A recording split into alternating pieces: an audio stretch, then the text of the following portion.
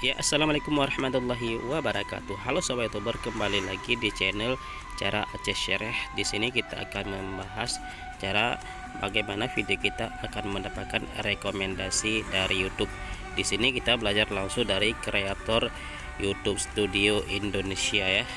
Oke sobat youtuber, mari siapkan secangkir kopi untuk kita simak video ini sampai selesai ya, biar kita menambahkan ilmu serta wawasan ya. Oke, di sini yang pertama ada mencocokkan setiap penonton dengan video yang kemungkinan besar mereka tonton. Di sini algoritma YouTube mereka akan menyaring kepada penonton yang mereka sukai tentang tema tertentu ya. Maka algoritma akan mempersonalisasi kepada penonton kita ya. Kemudian di sini algoritma YouTube akan melihat performa YouTube kita ya. Maka di sini kita harus membuat video yang bagus supaya orang betah menonton video kita sampai selesai ya. Ini akan mempengaruhi performa YouTube kita ya, sesuai dengan algoritma YouTube.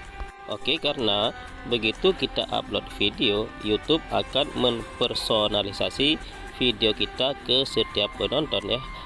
Maka begitu video kita direkomendasi atau dikasih di beranda YouTube orang, maka penonton di sini akan memilih di antara empat ini ya. Yang pertama di sini video yang mereka pilih untuk ditonton, kemudian video yang diabaikan, kemudian yang ketiga ada video yang ditolak, serta yang keempat seberapa sering penonton menonton channel atau topik ya. Jadi di sini yang pertama sampai ketiga itu tergantung dari thumbnail kita ya. Kalau thumbnail kita bagus, maka mereka akan mengeklik. Kemudian yang kedua di sini apabila video kita ditonton, jadi performa video kita itu harus bagus ya. Jadi video kita harus bermanfaat serta menarik ya. Oke, apabila pilihan mereka menonton, apabila video kita bagus, maka mereka akan betah menonton video kita. Maka YouTube akan terus merekomendasikan video kita ke channel yang sering menonton video kita ya. Oke, di sini yang selanjutnya mereka abaikan ya. Di sini tergantung daripada topik serta thumbnail yang bagus ya. Jadi apabila satu topik pun kalau thumbnail kita tidak menarik, mereka tidak akan mengeklik video kita ya. Maka thumbnail sangat berfungsi banyak dalam perkembangan channel YouTube.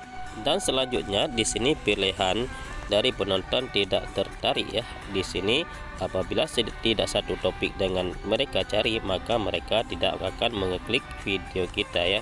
Di sini sama halnya seperti tadi ya. Jadi thumbnail serta video kita itu harus betul-betul bagus ya.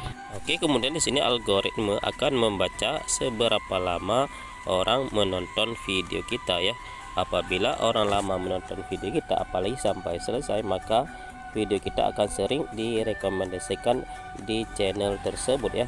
Maka itulah fungsi daripada kita membuat video itu yang bagus ya, supaya orang betah menonton video kita, sehingga video kita akan tetap terus direkomendasikan ke orang lain lagi ya.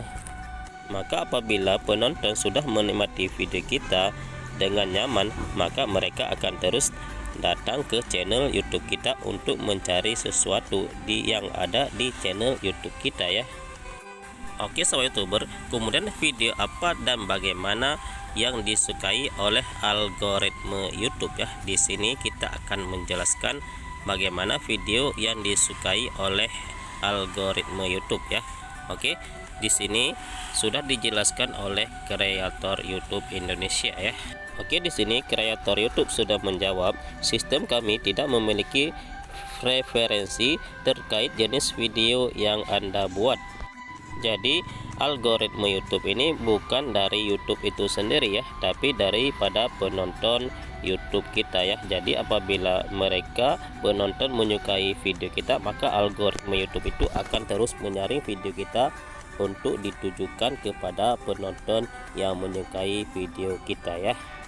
Oke, maka usaha kita di sini kita harus memahami apa yang dibutuhkan oleh penonton channel YouTube kita ya, supaya mereka betah akan menonton video kita.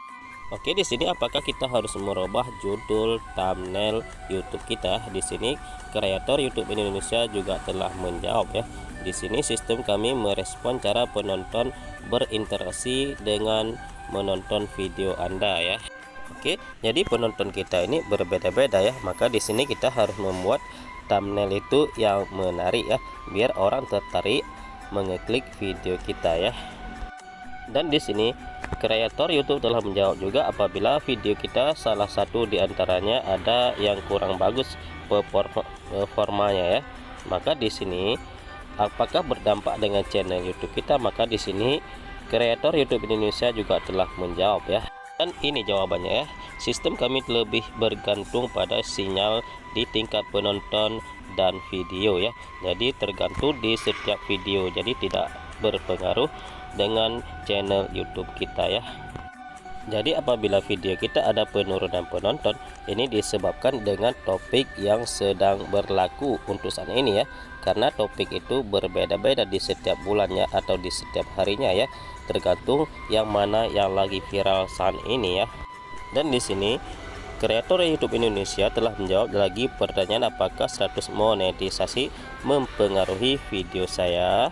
Oke, ini jawabannya. Sistem penelusuran dan rekomendasi kami tidak mengetahui video mana yang dimonetisasi atau yang tidak dimonetisasi ya. Jadi tidak berpengaruh dengan video yang sudah dimonetisasi atau yang tidak dimonetisasi, tergantung yang lagi viral pada saat ini. Dan video kita juga bisa tidak direkomendasikan oleh YouTube karena beberapa sebab ya.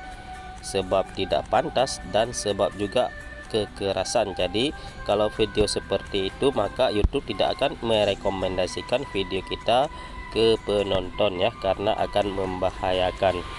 Oke sobat YouTuber, di sini kreator YouTube Indonesia juga telah menjawab apakah saya harus mengupload video di setiap hari.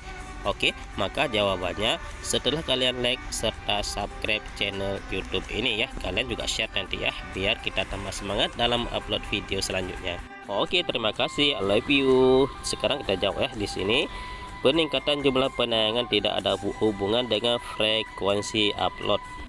Oke, maka di sini kita tidak harus mengupload di setiap hari ya, tapi di sini kita harus konsisten. Apabila kita upload dalam seminggu 2 kali, maka terus upload seminggu itu 2 kali ya.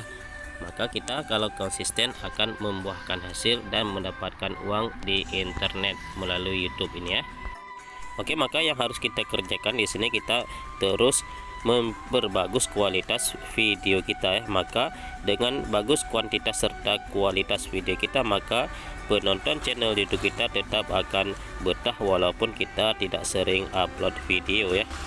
Dan di sini ada pertanyaan lagi yang sudah dijawab oleh kreator YouTube Studio Indonesia, mengapa jumlah penayangan saya lebih rendah daripada jumlah subscriber ya. Di sini YouTube Studio telah menjawab jumlah subscriber tidak mewakili jumlah penonton yang memilih untuk menonton video Anda. Karena kadang-kadang subscriber kita itu tidak suka lagi dengan video kita, maka mereka tidak pernah menonton video kita lagi ya. Maka seringlah buat video yang bagus serta berkualitas tinggi. Oke, jadi tugas kita sebagai kreator YouTube bukan mencari subscriber saja ya, tapi kita harus fokus kita membuat konten yang bagus serta menarik ya. Kemudian faktor lain yang mempengaruhi performa YouTube kita itu adalah yang pertama minat topik serta persaingan yang semakin tinggi ya, serta tren musiman ya, yang lagi trending musim ini beda dengan yang musim kemarin ya, serta topiknya juga berubah-ubah di setiap bulannya. Jadi kita harus memahami yang lagi trending serta yang lagi topik untuk saat ini. Untuk seorang kreator YouTube kita harus memahami semua itu ya. Oke sobat YouTuber, jadi pembahasan kali ini cukup di sini dulu. Jangan lupa selalu dukung channel ini dengan cara tekan tombol like, subscribe serta di-share ke media sosial kalian masing-masing ya. Oke sobat YouTuber, akhir kata kami ucapkan assalamualaikum warahmatullahi wabarakatuh. Allahumma shalli ala sayyidina Muhammad wa ala ali sayyidina Muhammad.